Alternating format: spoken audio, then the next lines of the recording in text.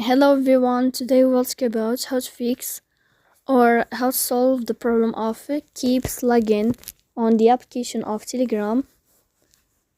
You will go to settings as you see and you will click.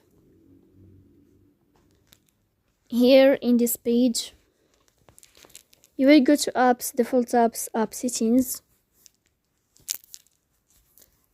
After that, in this page of apps, you will search about the application of Telegram. Sorry, not here. You will search about the application of Telegram as you see and you will click here. Then in this page of app info, you will go to first stop and you will click OK. Here you will enter to the window of storage. Then you will click on clear cache. In the end, you can turn off your phone and you can restart your phone again